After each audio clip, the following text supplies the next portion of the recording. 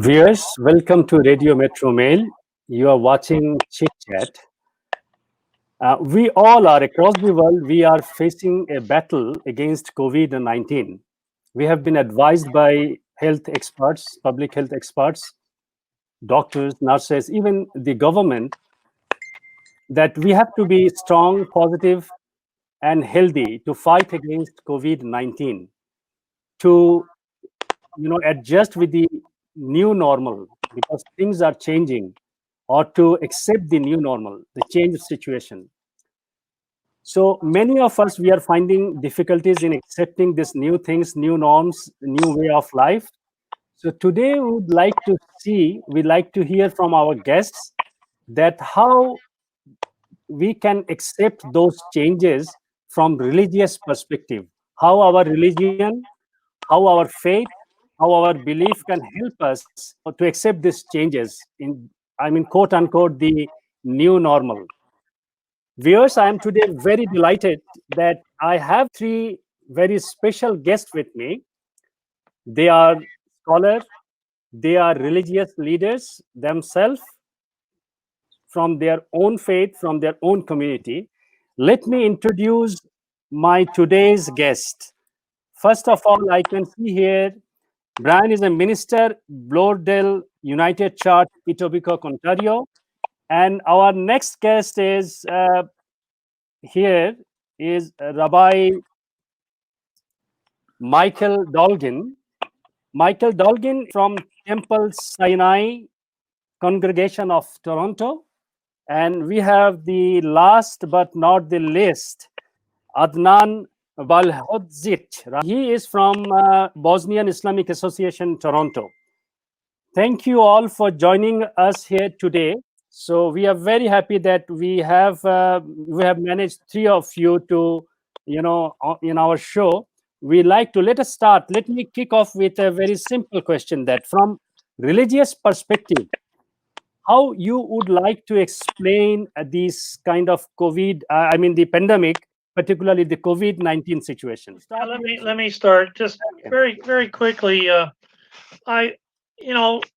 Since this started, of course, many people have the question, why? Why did this happen? Why are so many dying? Why has our situation changed so dramatically and drastically? And why do we have so many restrictions? Why do we have to live into them? Of course, part of the answer is just because of we need to keep our health, our communities alive and vibrant. And the only way to do that is by living apart at the moment. But the larger question is a theological one, I think, and that is, why would God or the Creator cause or not stop, at least, this virus? And it's a complicated answer, but I think at its base, what we want to say is that God didn't cause this, but that God can be with us through it. God, in our Christian tradition, is a God of solidarity and love, a God of justice and peace, and God stands with us in our suffering as we've exhausted the scientific community's ability to deal with this virus, and we await a vaccine. So it's a very difficult situation, and I think that our religious communities help us handle the suffering that we've seen and known, provide means of grieving our losses, and enable us to have trust that God is going to be with us through this pandemic and give us strength to see it through. Okay, thank you, Brian. Yeah, it's my pleasure to echo what Brian said in a slightly different way. It's natural when we face some kind of extreme situation, especially one that affects the whole world, to ask, where is God in this moment? And I think that as difficult as this is, we live in a time where God has given us, blessed us with the intellect, with the creativity to have so many tools to address what is eventually a natural disaster. Something that has happened before in human history, although not for over a century, and sadly will likely happen again. But so much of this suffering is because people weren't invested in the kind of values that I believe all of our religious communal traditions teach about how we have, each of us, a responsibility to look out for the other, to protect life, and to keep ourselves and others around us safe. And the areas in the world where people practiced those values as real communal values were affected dramatically less. And so while I agree with Brian, I don't see this as some kind of plague that's been brought by the divine one. I do think that it functions in a way as a test of our ability to clarify our values and hold true to the kind of values that will result in us keeping each other safe and lessening the toll on any individual and on our larger world. Thank you, Michael. So I think Adnan would like to add something. Alhamdulillah, salatu wassalamu ala rasulillah. I would like actually just to continue what was previously said by my dear colleagues here. We're talking here about Abrahamic religions, monotheistic religions. So a lot of these things that we're going to share with you are obviously very similar, if not the same.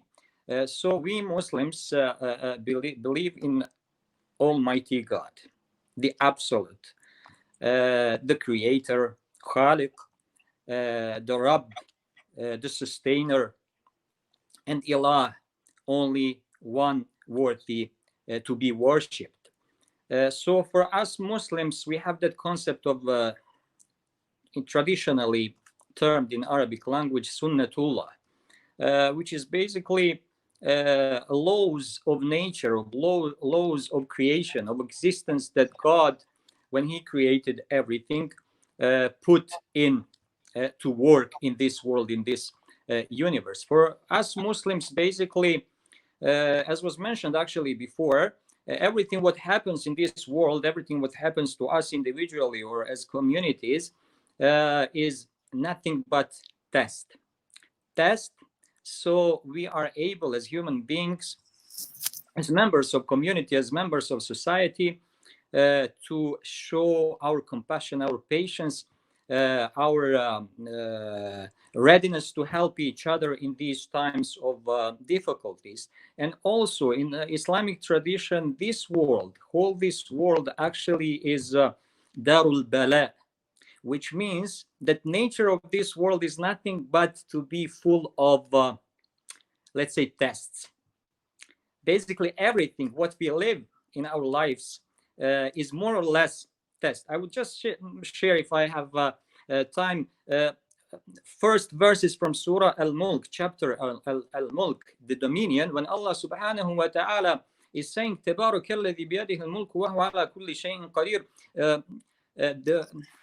Praise be to the one in whose hands is dominion, the power, and he is able to do anything. الذي خلق الموت والحياة ليبلوكم أيكم أحسن عملا. Who created the death and the life. So he can test you. He can test you and see who's the best in behavior, who's the best in the action, in righteous deeds. So maybe this like two first verses from this chapter can summarize for our listeners here basically stance of Islam regarding these issues like pandemic or generally kind of calamities or hardships that human race individually or collectively face from time to time. Okay, thank you very much, Adnan. So I think different faiths, they have that different perspective on the pandemic issues. So, but the gist is it's kind of similar, I found. But anyway, let's talk about, since we are we all are here stationed in Toronto, in Canada. Canada is a multicultural country. So we live here, people around us, they belongs to different faith, different sociocultural, background. So different community, they have different kind of norms, social norms. They're, doing things are different. So they believe in different things, but we live in the same society. And this coronavirus situation has pushed us into such a situation where we have to follow certain things in the same way. We have to follow certain guidelines that we all have to do these things. Like, say, for example, things are not the same before coronavirus or COVID-19. Now things are different.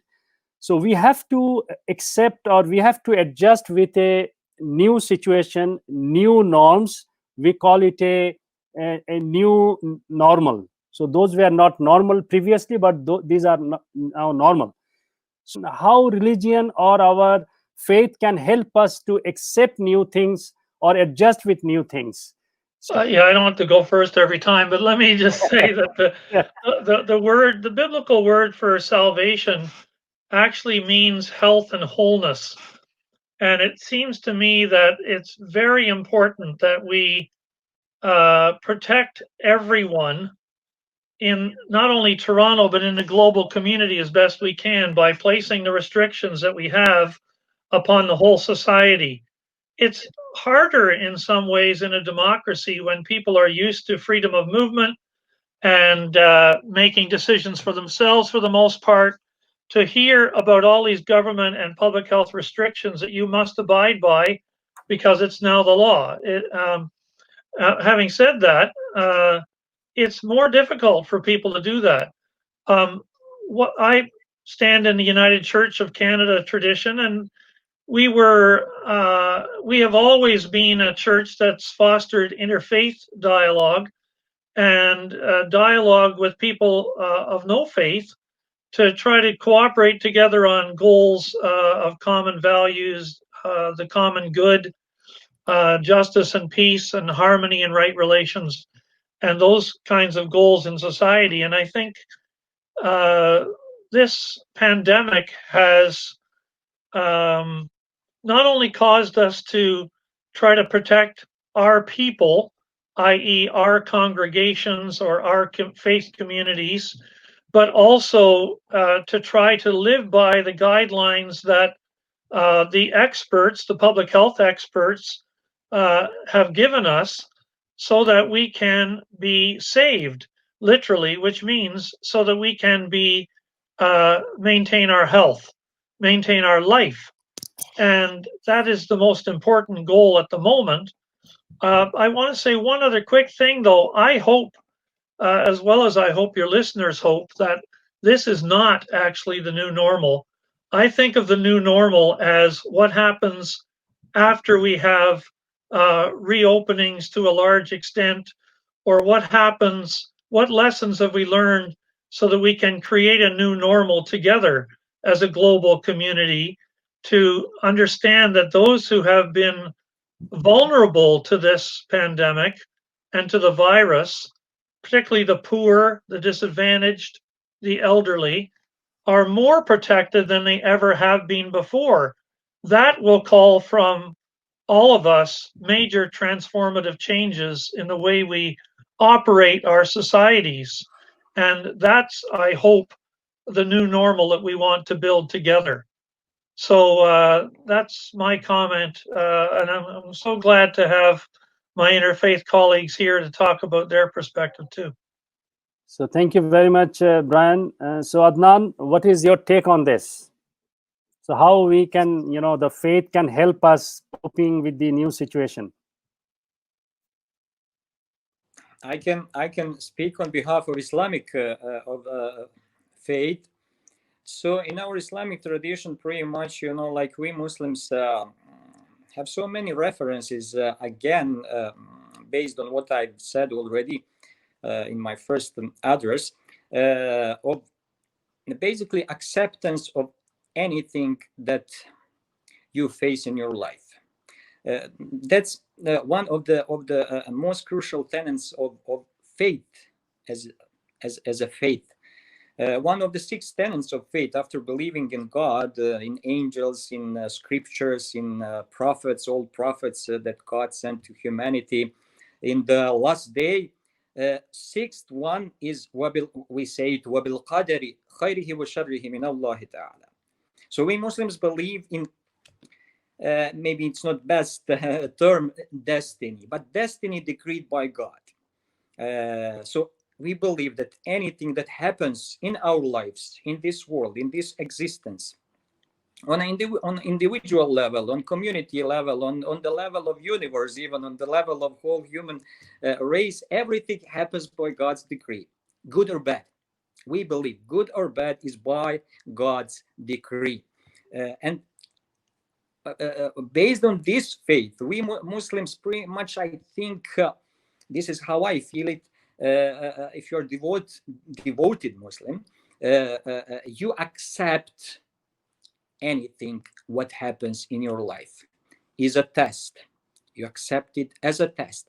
And another concept, very important, I would say, practical concept that help us actually to go through anything what happens in our lives to us, even and especially those things that we don't like, that are not so comfortable, like this situation that we find ourselves in, or is a concept of as-sabr, patience. Very crucial concept, to deal with things that happens in your life, individually, especially on individual level. So patience, actually perseverance, this sabr means so many things. Strength in facing what you don't like, what is difficult, what is hard, what is tough to accept. And that as-sabr, we Muslim listeners know this probably well. I believe that all these Abrahamic traditions share this kind of same concept as a way of dealing in life, in your life, with all kinds of hardships. And we know when you come to the test, Allah subhanahu wa ta'ala, God Almighty, said in the Quran, وَبَشِّرَ الصَّابِرِينَ, and give glad tidings to those patient ones. As-sabirin, give them good news. الَّذِينَ إِذَا أَصَابَتْهُمْ مُصِيبَةٌ قَالُوا إِنَّا لِلَّهِ وَإِنَّا إِلَيْهِ رَاجِعُونَ. When they face some calamity, when some calamity, some hardship hits them, they say, they actually react with faith, saying Inna Lillah. We remember we belong to God. We belong to God. They remember their faith, and we shall return to God. Our end is with God finally. So I think on this individual level, really, there's no time actually to explain this more. This is actually the act of faith, that you face or difficulty with kind of is it right word to say, kind of relaxed, more relaxed, not in a way, even when those situations are shocking like this one, in a way of kind of calmness, with more calm, with more appreciation of what you already have in those kind of situation, and with kind of gratitude, and always focusing on those things that you even in times like these, so many things, and I think so many people just discovered how many things they lived with and they didn't see even, and they were not showing gratitude to God for. I can give some examples actually. So many people probably discovered beauties of their own families, of their own kids, beauty of having more time with their closest ones. Exactly in this time. Now, like so many people complain, I know in my community, when we try, to get them involved in some activities of our community, it's usually usual excuse was, oh, it's job, my job. I'm not sure if I'm gonna, be able, to do anything because I have to work, I don't know, a whole day. I need to sleep when I come home, Now that excuse was pretty much, like vanished, not, like there anymore. So I think this situation for so many, and actually this was like, I've heard people, saying this. For example, we just had Muslims Ramadan just a week ago, 30 days of whole month, most spiritual month in Islamic year for Muslims. I've heard so many people said actually they never had Ramadan this way, felt like this year. So it's really interesting. Like they say, every time when you have like time of crisis, every crisis actually within itself holds some huge opportunities also. So Okay, Adnan, thank you very much. I think I understand the point you said that I will come to you again later on, because sometimes we need to strike balance between the ritual part and the spirit of the faith. Sometimes we mix up with this and we focus more on ritual part, forgetting the spiritual part of that. So anyway, so let's go back to our Rabbi Michael. Michael, so what is your take on this? I certainly believe that religious traditions are extremely important in helping us accept a new situation like this one. When people face a situation that strikes them as new, that they've never experienced before, there's a tendency to become unrooted, to panic, to behave in a way that's not our best selves because of the pressure that's created by dealing with an unfamiliar situation. And I believe religious communities provide strength in such a difficult situation in a number of ways. First of all, when so much of our world is and feels new, we need to connect even more deeply to those part of our identity, the part of our life that in fact is continuing. To be reminded that many of the changes in our life, while some of them are very real and very painful, and I so take to heart the suffering that people are experiencing at this time, we're also finding that there are a lot of things we thought were essential that we can do without. There are a number of things that we thought maybe weren't so important, and we find a place for them in our life during these times. So having the comfort and the strength of all of our traditions are well over 1,000 years old. And so having the strength of that rootedness in human experience and human reality strengthens us at this time. Even further, while we say this is a new situation, it's a novel virus, it is, but this is not the first pandemic. It's not the first time that human beings, members of all faith communities in our communities, have faced these kinds of threats. So since we can't rely on each other to have experience, we can turn to our traditions, where in our written tradition, in our oral tradition, our experiences are records that show how people have found strength in difficult times. And those teachings can be extremely meaningful to people today. And last, I would say that at a time like this, the way to get through a new situation, when we're tempted to say, I'm in a panic, so I'm just going to do what's right for me, we need to pull together as a society, not just as one faith community or another, but all of us. And our tradition, for example, the Jewish tradition teaches us dina de malchuta dina, that we may say, well, we're used to doing this in our tradition, but dina de malchuta dina, that the law of the land must be the law.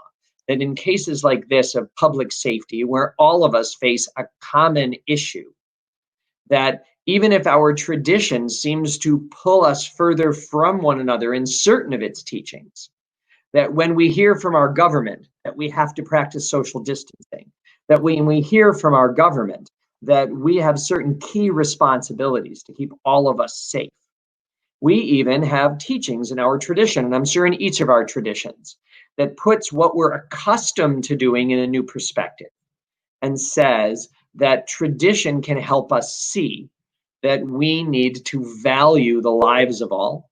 All human beings are created in the image of God, and that image must be cherished and supported and safeguarded by paying attention to the larger reality that we face and not being lost in certain habits that we may have been accustomed to from different times.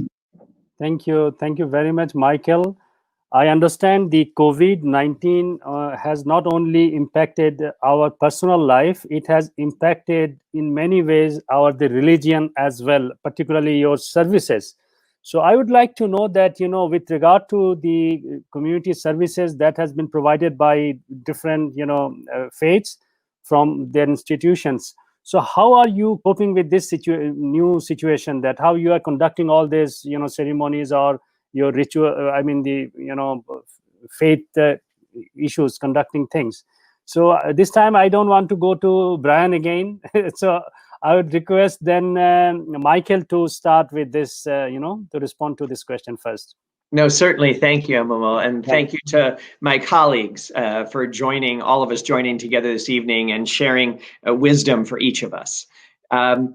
This is a difficult time because people face stress and loss and illness. And one of the key things that brings us through such difficult times is the presence of community. But by the definition of a pandemic, we're denied the presence of the community. And so many of our synagogues, like my synagogue that I serve, Temple Sinai Congregation of Toronto, has gone completely online. So many people, sadly, have lost members of their family and been forced to mourn in isolation without the support of other people. But every day we have a daily service at our synagogue when we're able to at 7:30 every morning. That's not possible in today's environment in a safe way. And so we have a streamed service that I lead every morning at 8:30 a.m. where members can be present and where they can message one another so that they know that they're not alone, and where people can say the kind of prayers and engage in the kind of rituals that bring them comfort at a time of incredible isolation. So our daily services are present, and in fact, the numbers of people who attend, because one doesn't have to leave the house or fight the traffic that we were accustomed to here in Toronto, the numbers are significantly up of the people who have taken advantage of this opportunity, who are doing a little learning, a little prayer, time to, as I say every day, time to connect, to reflect, and to remember every day. And so our tradition is able to offer that for people. Likewise, because I'm a rabbi of a liberal Jewish congregation, part of the Reform movement, we use technology when it's specifically for the benefit of the community on holidays and on Shabbat, on the Sabbath each week. And so our services take place online and give people an opportunity to connect, to express the kind of emotions that are pent up at this time, and to know that they're not alone. So likewise, we've celebrated coming of age rituals, bat and bar mitzvahs online, baby namings where people from 4 different continents were able to participate in this baby's welcome ceremony, something that had we not been pushed to use technology might never have happened. So while there is a significant loss, because it's so difficult not to be with the members of our community, not to have that contact, at the same time, we've been able to provide people with a different outlet that, while it reminds us in its way of how important human contact is, it provides us enough contact to find strength and to persevere during difficult times. Thank you very much, Michael. So, Brian, I would like to also know the same thing, that how you are coping with the situation, and what about the technology used? How you are doing that? So I don't know about your listeners or my colleagues, but I'm starting to have Zoom fatigue. We're doing a lot of meetings on Zoom, obviously, but I have a little less than my colleagues. I think I have a lot of colleagues who are on 2 or 3 Zoom meetings a day, but that's not my rate of Zoom meetings. But in our congregation, we have a lot of seniors, a lot of people that don't even have access to or the sort of the capacity, shall I say, to be able to live stream a service. And we also have been a little nervous about even having the few people in the sanctuary to do that. And in addition, there's a theological reason that I'm not live streaming services. I am instead distributing services that are basically in a written format and encouraging their observances at home with their families. And it's the easiest kind of format to deliver to the most number of people, many of whom are seniors in our congregation, but many of whom at least have email or some way to receive the materials. And I have a written sermon and written prayers, and I share the readings, and everything is written for them so that they can participate. And I find that it fosters a little more kind of engagement with the service material from my perspective than encouraging people to sit there and look at a screen, because they're doing a lot of that anyway. And this way they have to engage with the readings and the prayers in a different way. So we're not live streaming our services, but we are distributing a service each week. In addition, we can't gather as community, so we've named a pastoral care team who's keeping connected with each other. And we have a lot of shut-ins anyway who weren't coming to services. And this has been an opportunity to name about 10 or 12 people who have a little list of 5 or 6 people to be able to contact on a regular basis every week or two and check in with them about how they're doing. So while we're using technology for meetings and so on among our leadership, we're not having people come to worship. I don't deliver the kinds of weekly Bible study or prayer services in the morning, like Michael was saying. Our tradition, that's not sort of the way we have developed our practices.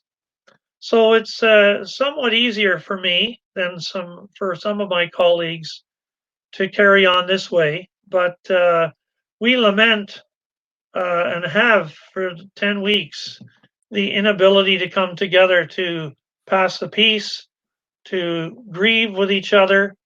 I've had a couple of people die, not from COVID, but from other causes. And we have had families who have not been able to visit people in the hospital.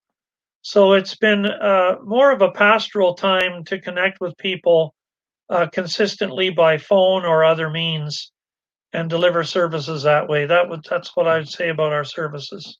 Okay, thank you very much, Brian. So Adnan, what about your case?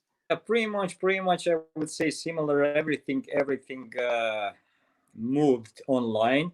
In our case too, or most of it. So just for the example again, I said we've just gone through Ramadan, whole month of most spiritual month for Muslims in a year. It was really unique one, different one completely. I hope there's gonna be only one that we're gonna remember like this in our lifetimes, in our generation. So yeah, it was an interesting experience. Everyone knows pretty much, Ramadan is a time when you have like biggest numbers of attendees in a mosque, especially on night prayers, those special Taraweeh night Ramadan prayers, and we're talking really about like hundreds of people in a lot, if not most of the mosques, even here in Canada. So when you have the situation that you don't have anyone during whole month, it's something what was very, very, very shocking for us imams, specifically, I would say, as those hosts or servants in the mosque, for those big numbers of people who used to come each Ramadan specifically. But we moved online, as I said. So, for example, what I've done, and there's so many imams I was following, was daily, or I mean nightly, each night, some kind of short lectures, reminders like of 5-10 minutes, more or less. And on this way, trying you to be in connection with people and give them like at least some kind of that same feeling that they used to have in previous Ramadans. Also, I was streaming online each day our specific recitation of portion of the Quran, our holy scripture, which is Adnan, if you don't mind, so when you are online, so how do people connect with you? How you are using? yeah. It was, for example, I was using mostly Facebook Live, so people would like just Okay. live following, for example, recitation or listening to that lecture each day. Also, this was the case with our Friday congregational prayer that we are not able to have in our mosques, but lecture, I mean sermon, would be delivered by me in this case online each Friday, and other services actually. For example, when people would need, any kind of consultation, would be through phone. My phone is available. Pretty much was specifically in this time. My private cell phone was there for anyone to call me anytime, basically for 24/7, especially during month of Ramadan, and is still like that. And some people actually from the board that we've selected, so for us to be at the service of community members, specifically like our elderly people who are living, maybe single people alone, that would need maybe any kind of help in terms of bringing them some groceries. We have some Thank you. youth that could help. Adnan, thank you very much. We'll come to that, special services. But before that, I think it seems that all of us, we are moving towards the virtual services in many ways. Some of us, we are doing, almost full service. Some of us, we are doing partially. But one of the frustration during this time, during this pandemic, is that we are not meeting our friends, our family members. We are not allowed to meet them. And one of the other big frustration is that when somebody is in the hospital, we don't go and see them. And what about, I like to know that, particularly during this time, that how are you conducting the funerals? Because we see there are a number of deaths in different communities, and this is one of the frustration, that the family members, they even can't join, friends they can't join, and for the last journey. So how are you conducting these funerals? Well, thank you. I've conducted a number of funerals during this time. Again, like Brian said, not deaths from COVID-19, but rather from any other causes. And it is heartbreaking to see that people are required to keep distance from one another at the cemetery, that only 10 people maximum are allowed into the cemetery in order to participate in the service, and that these services have to be completed from beginning to end in 30 minutes. All of these are the regulations that many cemeteries hold, and the cemeteries in which I officiate hold. And there's such a hardship for the families who experience a death, a loss at this time, and have to see where they can find comfort. But there are ways. As I mentioned, our daily services, we enable people to express those morning rituals in an online way. And each of those families where I would have met with them in person, I'm able to meet with them on Zoom, online. And I think for many families, the discussion that they have with their member of the clergy, with a rabbi or an imam or a minister in advance of a funeral, in many ways for these families becomes what the funeral often is, because it's a chance for them to express their love and their memories, and to share their stories and their pain and their joy that they shared with those individuals. And so we're able to find new ways. And likewise, we do anything we can. So when the service was so short, for Andrew Kosman, a member of our community who died during this time. His family and I worked together to create an additional online memorial service so that the family could hear his friends speak with such love and sweetness about the moments that they spent with him. And that brought them some of the comfort that they're denied by the lack of human contact. So funerals are certainly enormously challenging at this time. But again, in addition to the technology, it's also about, as we've done in our communities, and I'm sure each of these communities does, continuing to be in touch by phone regularly with people who are in mourning, so that those people know that they're held in our hearts and in our souls, that they're not alone. And so those are a number of reflections on my experience with funerals during this difficult time. Thank you very much, Michael. So what about Brian? Brian, do you like to add something? Not a whole lot to add. Michael has a very large community of faith, and I don't have as large a community, and therefore I have, as I said earlier, I think we've suffered 2 deaths by of very senior members in our congregation, and both those families have chosen to delay the funerals. I haven't actually conducted a single funeral in 2 months, 2.5 months. But of course, I was in touch with the family, and as Michael indicated, offered a kind of pastoral care and comfort and opportunity to grieve for them. But they're waiting to do their public grieving at a later time. I also lost a 92-year-old uncle who we were pretty close to, and we couldn't visit him in the hospital while he was there for 10 days. And it's very hard to not be able to gather together to express the grief and the hope that is ours and faith for those who have died. And but that's what we're doing. And as I said before, offering the connections by phone on a consistent and intentional basis, not only with those who are mourning, but those who are shut in or ill, and who are recovering from a hospital stay, not necessarily due to COVID, but for other reasons. Okay, thank you, Brian. So what about Adnan? So how are you conducting this kind of funeral things?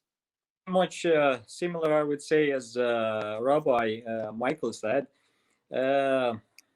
It is challenging. It is specifically stressful, heartbreaking. Specifically, probably this is one of the segments in this pandemic that is most stressful and heartbreaking for people who would have to experience a loss in their families. You have to keep that physical distancing, 10 people only to be present at the time of the burial and the prayer. Those moments when people used to be so intimate and so close in farewelling the loved ones are now like kind of very weird, forcefully distanced for obvious reasons. I try as an imam to give comfort to members of the family. Basically, you have just that opportunity at the time of the burial to those, like, usually all family members among those 10 people that are allowed to enter any cemetery. Also, in our case, that we officiate in. So pretty much what you have are words, and what you have are, again, in like I had a couple, maybe 3 or 4 funerals during these 2 months, and in some cases people actually recorded and live being transmitted the funeral to rest of the family members. This is what was happening, and pretty much you have to feel really for the families in these cases. Thank you very much, Adnan. So, many of us, we are trying to, find some solace from the religion, from our belief, from our faith. And utilizing the strength of the religion belief, how can we be strong, be positive to fight against Corona? Do you guys have any tips for that? Sure. I think all three of our Abrahamic religions share a rootedness in the God of life. The God is the God of life, and God's last word to us is life.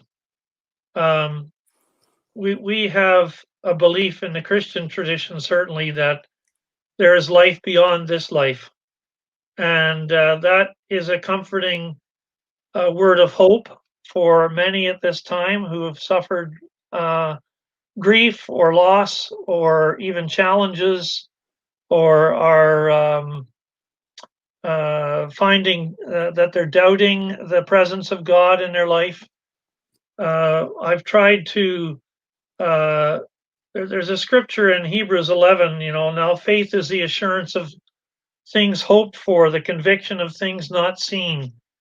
And we can't see the end of this road, but where we remain hopeful. And hope isn't optimism. Hope is the antidote to despair. Despair, as the root of the word, means without hope. And we are not people of despair. We are a people of hope, as people of faith. And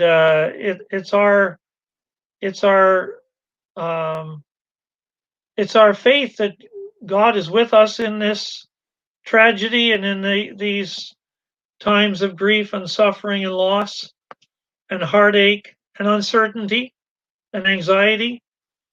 But God is also will be with us as we try to transform the world so that our elders, for instance, our long-term care seniors can be protected in the future in a way that they weren't throughout this period. So we live into hope, and we live into the hope that there will be a greater justice for all the vulnerable in a world to come that may be a new normal for us.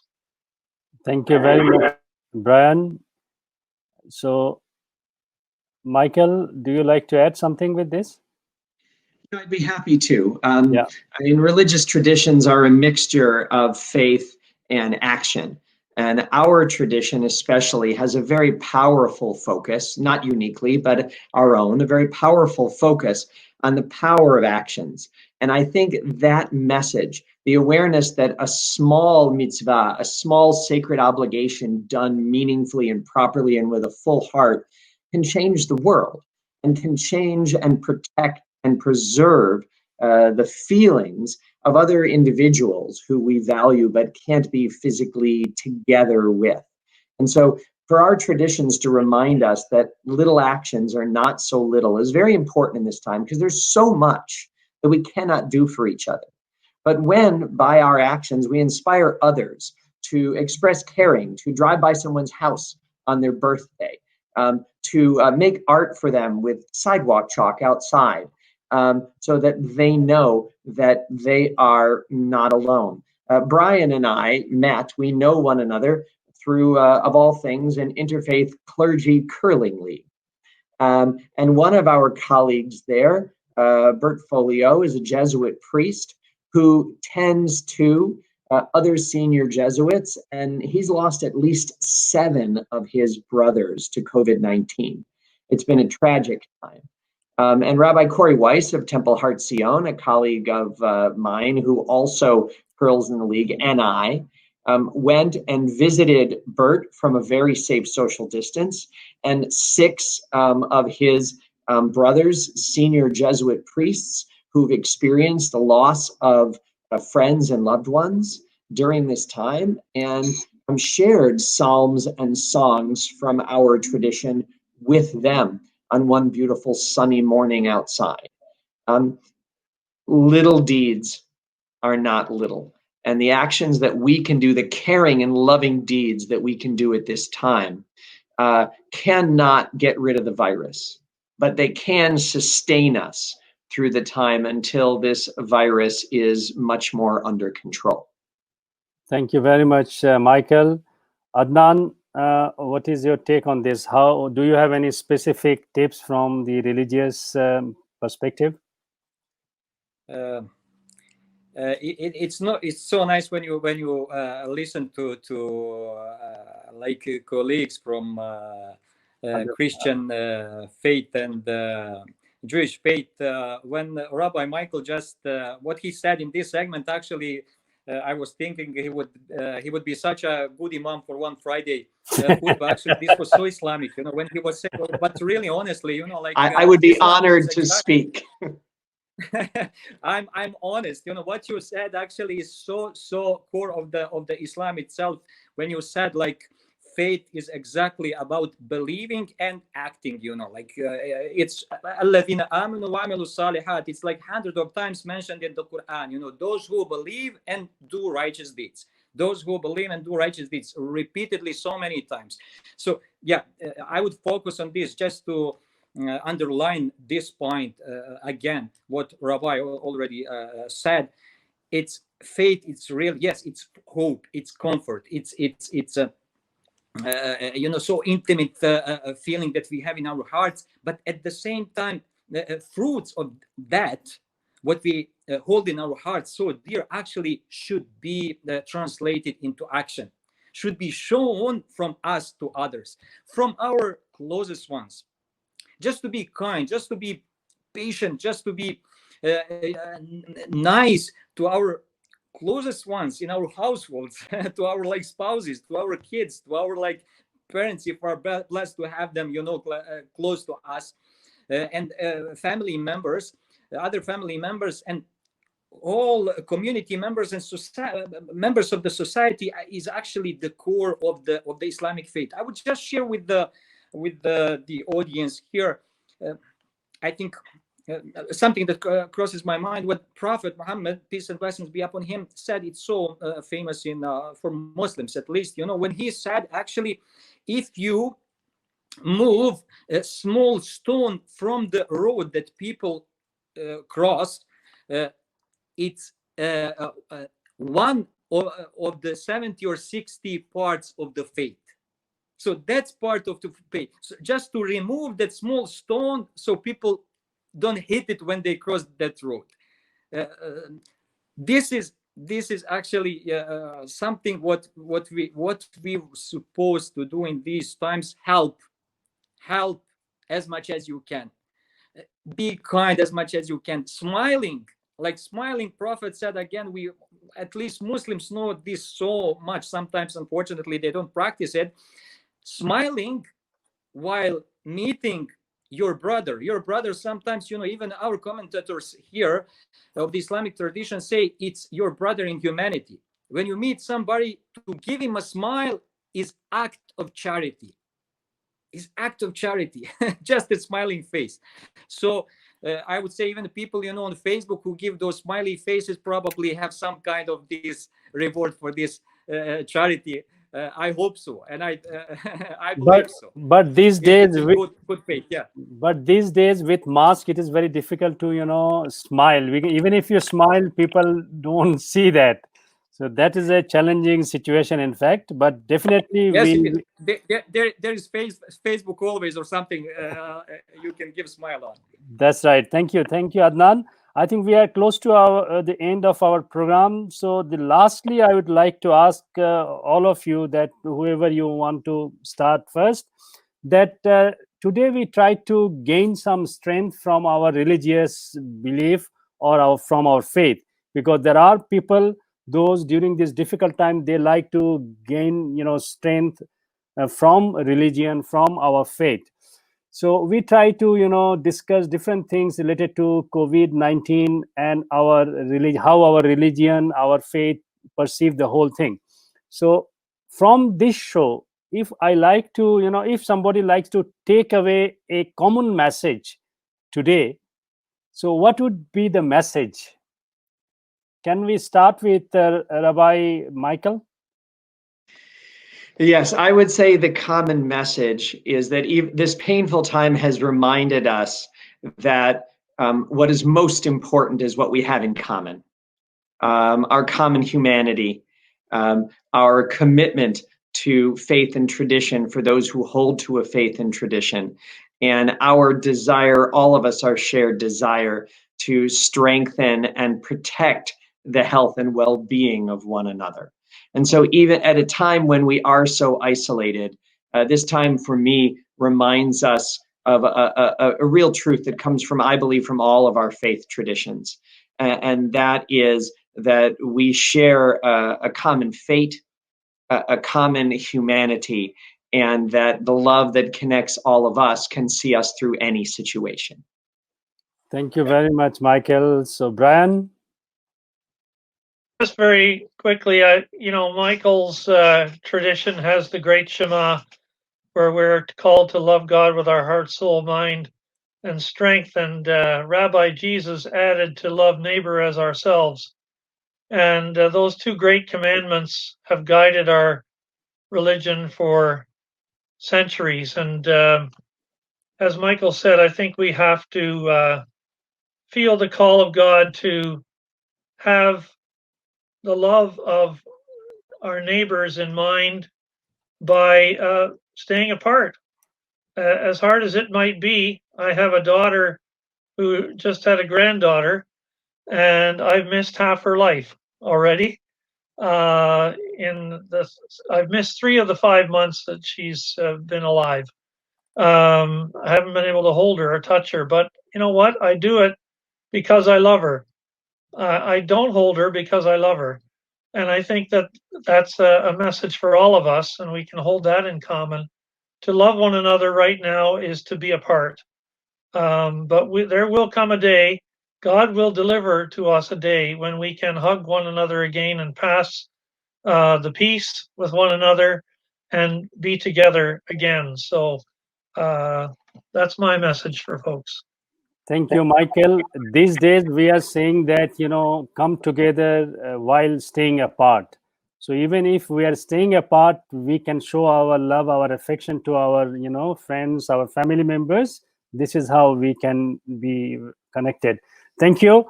And what about Adnan? So do you have any specific things that you... Shortly, I would Yeah. just second what has been already said. I'm just second it. And Inna Allah ma'al sabirin. God is always with those who are patient. Again, that concept of patience, of perseverance, of resilience, inshallah, like we say, God willing, will get us through this sooner than we think. I really hope so. Be patient, be kind to each other, do acts of kindness as much as you can, everyone according to his ability, to others, and have empathy, and we will get back to our normal ways. I'm sure, inshallah, sooner than we think. With that attitude, inshallah. Thank you very much, Adnan, and thank you all of you for joining us today. Thank you very much for your time. Dear viewers, thank you very much for joining us as well. Today, we are very delighted, as I said earlier, that we had 3 scholars with us in our show, and they shared their thoughts from religious perspective, and at the same time, very importantly, they shared the word of hope. This time, during this challenging, difficult time, we need this kind of hope, and hope we will be strong, we will be healthy, we will be positive, and will overcome whatever difficulties we have very soon. Thank you very much for watching our program. We'll see you again in our next show, and until then, please take care and stay well. Thank you, everybody. Bye bye.